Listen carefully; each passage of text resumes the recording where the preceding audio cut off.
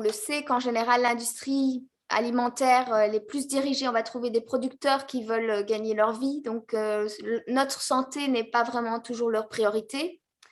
Et donc, c'est vraiment à nous de faire ce travail de réclamer toutes les parts de notre santé.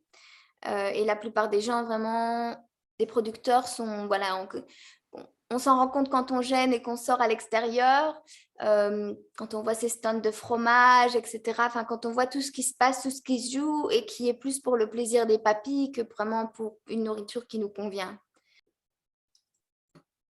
Souvent, en fait, on a accumulé pas mal de déchets donc dans nos 20-30 premières années parce que tout le monde est endoctriné avec la propagande alimentaire.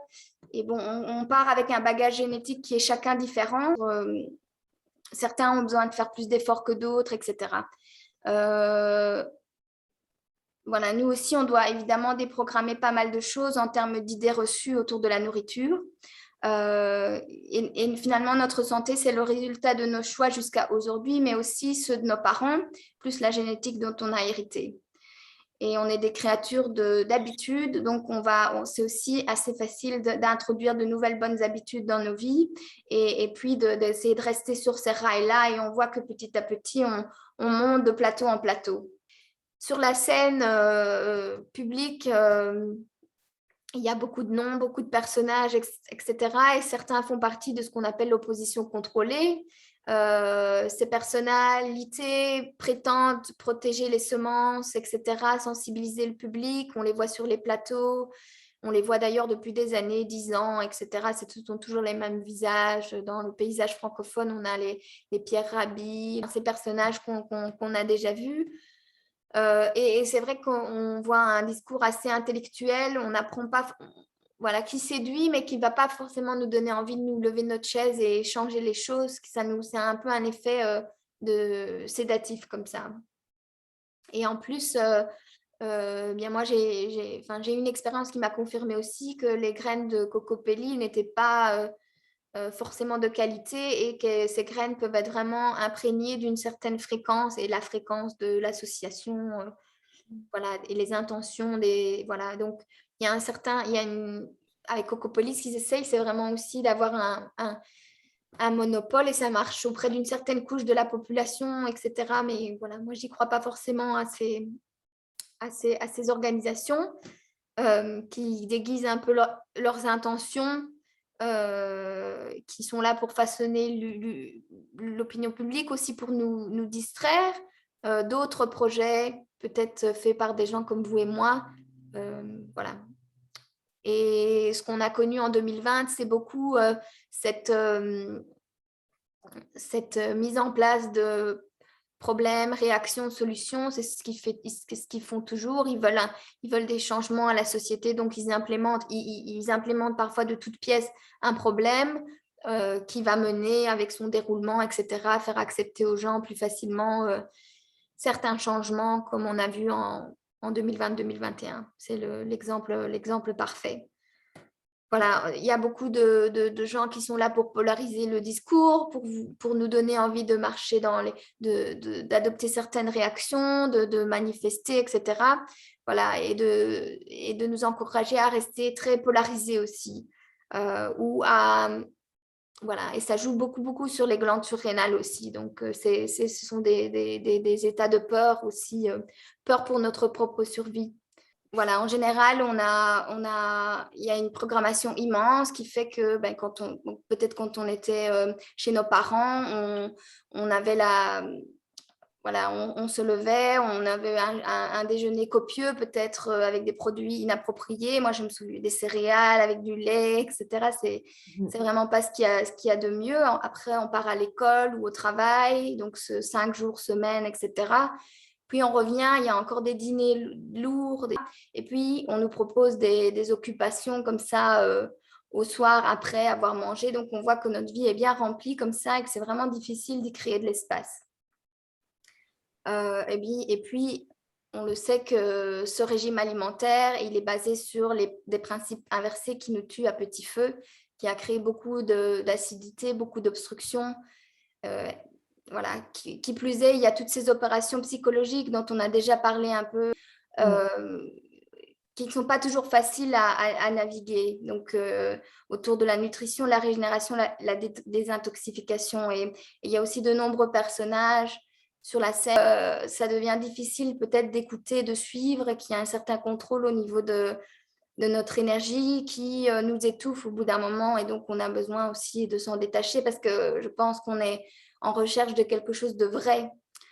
Qu'est-ce qui peuple la scène de la désintoxication? Voilà, quels sont ces visages? Parce qu'en fait, on aurait besoin de gens vrais parce qu'il y a cette connexion à l'esprit qui souvent nous manque. Et à quoi sont-ils connectés? Parfois, ils sont connectés à différentes formes d'intelligence artificielle ou parfois ils sont absents. Parfois, il y a des entités d'énergie qui les contrôlent, dont ils n'ont pas connaissance, etc. Par leur partie sombre, certains sont animés de colère peut-être. Donc en général, quand on met en place des chouettes choses dans notre vie, il y a toujours certaines distractions qui sont envoyées par l'hologramme où ça va être par exemple difficile d'assister à quelque chose qui nous fait du bien comme un cours de yoga, etc. Ça a été le cas de certaines de mes amies aussi quand on voulait se rencontrer. Par exemple, quelqu'un va réserver un massage avec cette amie que je ne vois pas souvent et que je n'ai d'ailleurs plus vue depuis 2 ans pour vraiment que la rencontre ne se fasse pas à ce moment-là. Parce qu'évidemment, qu'est-ce qu'il y a? Il y a l'attrait de l'argent qui vient, la peur du manque, qui vient dire que je ne peux pas dire non à cette offre qui tombe juste au moment où on avait prévu de se rencontrer. Donc voilà, c'est des petites choses comme quoi on peut bouger et qui font que certaines choses n'arrivent pas. Vous voyez? On utilise parfois aussi la culpabilité dans certaines relations familiales pour arriver à ces agencements bien précis. Alors, aussi faire de notre mieux pour éviter les enseignes maçonniques telles que Starbucks, McDonald's, etc. Il y en a beaucoup, hein, mais toutes ces grandes surfaces ou ces enseignes qu'on retrouve de pays en pays. Et aussi les supermarchés, les grandes surfaces GB, Delhaize, etc. Où la nourriture, parfois qui nous est proposée dans les allées d'un supermarché pour tester un produit, ça peut facilement être... c'est pas forcément un produit qu'on achèterait, donc c'est pas une fréquence qui nous convient. Ça peut être des produits très basse fréquence d'ailleurs. Des églises aussi, on donne des hosties ou parfois de la nourriture gratuite. Il faut éviter ce genre de nourriture empoisonnée. Signer des pétitions et accepter des cookies en ligne, c'est passer un contrat. Ce sont des contrats cachés que nous passons à longueur de journée. Pareil pour protester dans les rues ou en ligne même, c'est aussi passer un contrat. Le faux espoir que l'on voit autour des protestations est une récolte d'énergie. Le canular du Covid est basé sur le système dialectique hégélien, créé pour mettre en avant des soi-disant solutions. Donc, accepter une partie du mensonge, c'est passer un contrat avec les forces obscures. Donc, jouer dans leur mensonge à grande échelle, accepter leur discours comme étant vrai, avoir des conversations autour de ce canular, c'est ne pas être concentré sur ne pas être connecté à notre esprit, ne pas être connecté sur les fréquences divines et être relié vraiment à la matrice quand on fait ça. Donc tous les débats qui tournent autour de ça sont vite récupérés en termes d'énergie. Les facteurs, donc avec la poste, le système postal, peuvent vite nous corder en fait en termes d'énergie, même si ça a l'air positif, et se nourrir finalement de notre énergie. Ce sont aussi des contrats. Maintenant, en Belgique, en tout cas, ici où je vis, ils ont un service postal où ils toquent même à votre porte à 9-10 heures du soir. Les facteurs sont facilement utilisés pour nous harceler, parfois de manière collective, d'ailleurs organisée. C'est très souvent mon cas également. Donc, il faut vraiment placer de fermes frontières avec eux et voilà. Et leur faire savoir que des mesures seront prises s'ils continuent leur comportement intrusif. La participation à des événements en ligne ou en personne, d'ailleurs, peut entraîner l'établissement de cordes énergétiquement parlant. Donc, on se lie à toutes sortes d'énergies, de personnes, d'êtres, d'entités. On va d'ailleurs vite le sentir si on est épuisé après un événement, etc. Et c'est pourquoi? C'est parce que notre énergie est vidée. Dans nos familles, beaucoup de membres sont des personnages de fond en fait générés par l'hologramme.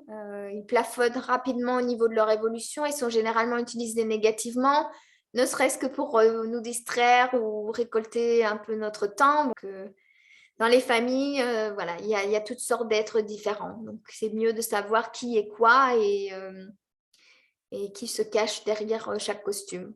Donc, ça nous permet de mieux choisir comment on se comporte, à quelle fréquence on se voit, comment on interagit, dans quel cadre, etc.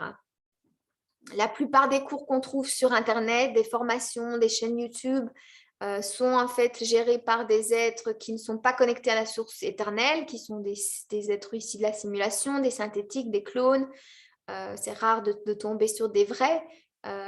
Certains d'entre eux sont utiles, c'est sûr, ils partagent du chouette contenu, mais la plupart sont utilisés pour nous distraire ou créer certaines énergies vraiment précises.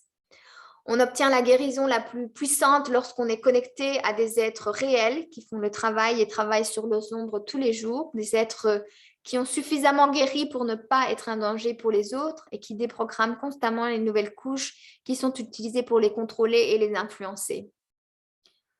Beaucoup sur les médias sociaux ne sont que des modèles de simulation. Ils vont déclencher certaines choses en nous, certains sentiments négatifs, certaines idées, etc. Ils nous encouragent aussi à rester dans la 3D, ne pas aller au-delà. Beaucoup sont de pure distraction.